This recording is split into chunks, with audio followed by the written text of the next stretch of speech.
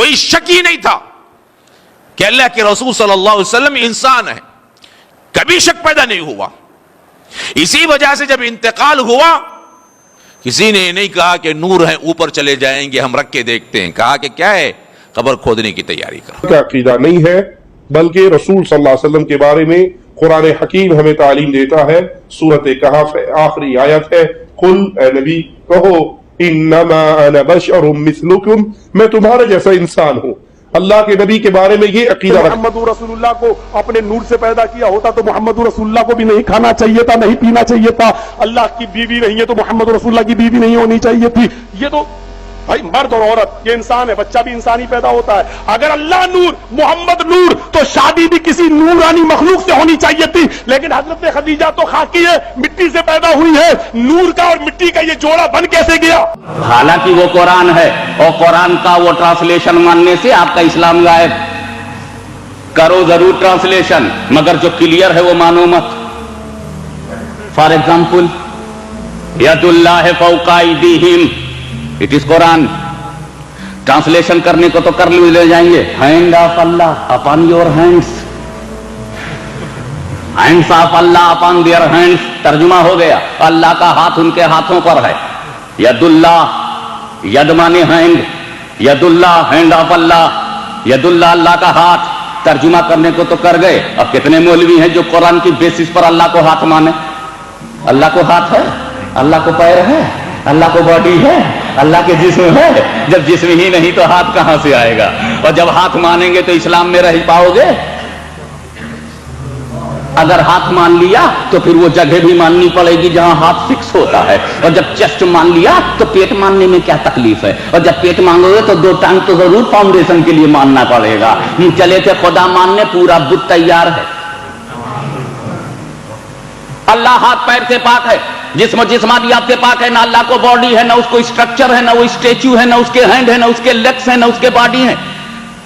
ایمان یہ ہے کہ اللہ کو ہاتھ نہیں، اور قرآن یہ ہے ید اللہ۔ ایمان یہ ہے کہ اللہ کے پیر نہیں ہے، ہاتھ نہیں ہے، but Quran is saying that ید اللہ۔ تو ید اللہ سے انکار کرو تو کافر، اور ہاتھ مان لو تو کافر۔ اس لیے کہ ید اللہ سے انکار کیا تو ڈینائی آف قرآن، اور مان لیا تو پکچر آف اللہ۔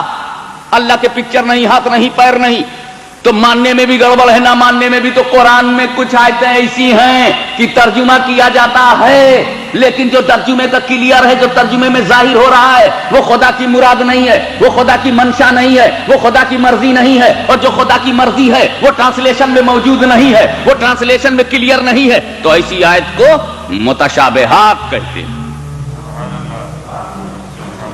وہ آیت قرآن کی، وہ آیت جس کا ٹرانسلیشن نہیں کر سکتے، اس کو عربک میں کہتے ہیں مقطعات، حروف مقطعات، الف لام میم کاف یا عین صاد ہا میم عین سین کاف، دیز آر حروف مقطعات، unable to translate۔ لیکن دوسری آیت کی قسم ہے متشابہات، کہ قرآن ترجمہ کرنے کو تو آپ کر لیں گے، لیکن جو اس کا ظاہر ہے وہ خدا کی مراد نہیں ہے، جو خدا کی مراد ہے وہ ترجمے میں ظاہر نہیں ہے۔ یعنی ٹرانسلیشن میں جو چیز آ رہی ہے وہ اللہ کی منشا نہیں ہے، جو اللہ کی منشا ہے وہ ٹرانسلیشن میں نہیں ہے۔ تو ایسی آیت کو متشابہ کہتے ہیں، اور ایسی آیت سے عقیدہ بنانا جائز نہیں۔ ارے جب اللہ کی منشا نہیں معلوم تو عقیدہ کیسے بنا رہے ہو؟ جب اللہ کی مرضی نہیں معلوم تو عقیدہ کیا بنا رہے ہو؟ ٹرانسلیشن تو کر لیا، لیکن اللہ کی مرضی نہیں معلوم تو مرضی بنے گی اللہ کی مرضی سے، عقیدہ بنے گا اللہ کی مرضی سے، مسئلہ بنے گا اللہ کی مرضی سے، شریعت کا قانون ہوگا تو اللہ کی مرضی سے۔ جب مرضی معلوم نہیں تو قانون کیا بناؤ گے؟ جب مرضی معلوم نہیں تو عقیدہ کیا بناؤ گے؟ تو آیت متشابہ اس کو کہتے ہیں کہ you are able to translate but you are not able to accept. آیت کو مانیں گے، آیت کے ایک ایک لفظ کو مانیں گے، قرآن کی آیت کے ایک ایک حرف کو مانیں گے، مگر ٹرانسلیشن میں جو کلیئر ہے وہ تو کہہ دیں گے بھئی جو کلیئر ہے وہ اللہ کی منشا نہیں ہے، اور جو اللہ کی منشا ہے وہ کلیئر نہیں ہے۔ مثلا سیکنڈ ایگزامپل، اللہ نور السماوات والارض مثل نوری کمشکۃ فیہا مصباح، اللہ زمین و آسمان کا نور ہے، اللہ از the light of the world۔ اب آپ ذرا غور فرمائیں کہ وہ ساری دنیا کا، سارے سماوات کا، زمین و آسمان کا نور ہے۔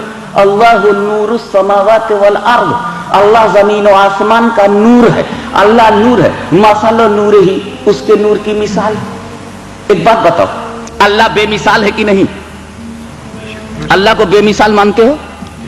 अगर अल्लाह को कोई बेमिसाल न माने तो मुसलमान होगा क्या? जो अल्लाह ही को बेमिसाल नहीं मानेगा, हम उसको मुसलमान नहीं मानेगा। अल्लाह बेमिसाल, ये अकीदा है ना, ये तुम्हारा सबका ईमान है ना कि अल्लाह बेमिसाल है। अल्लाह की हर सिफत बेमिसाल है, अल्लाह की जात बेमिसाल है, उसकी सिफत बेमिसाल है। अल्लाह का नूर होना बेमिसाल है कि नहीं?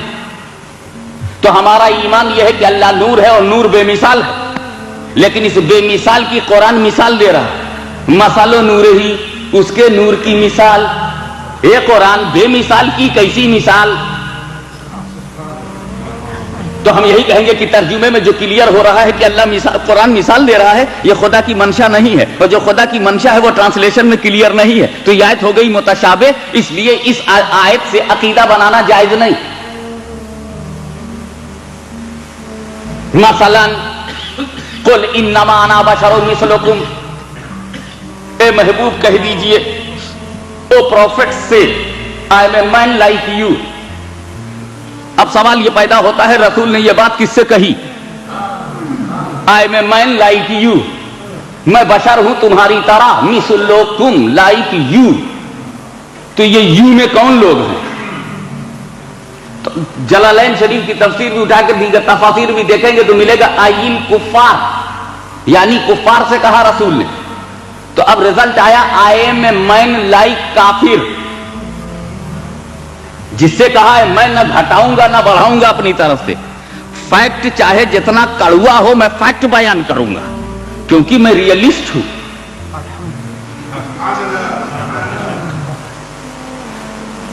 मैं रियलिज्म की बुनियाद पर, हकीकत पसंदी की बुनियाद पर, सच्चाई की बुनियाद पर एक बात कहता हूं।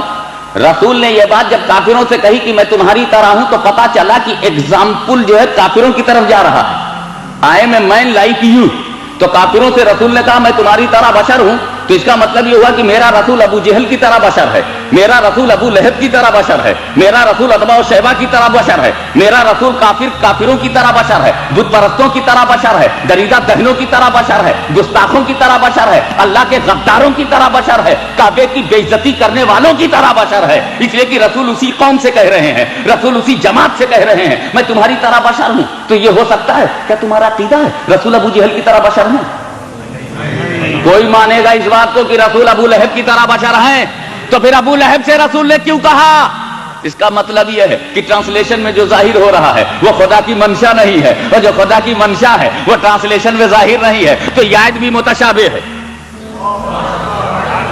और फिर इस आयत से अकीदा बनाना भी नाजायज है। मैं चक्कर में पड़ गया, जिससे जायज है उससे अकीदा बनाते नहीं, जिससे जायज नहीं उससे क्यों बनाते हैं? मियां कहा जो जायज है वो जायज से बनाएगा, जो नाजायज है वो नाजायज से बनाएगा। अल्लाहुम्मा सल्ली अला सय्यदना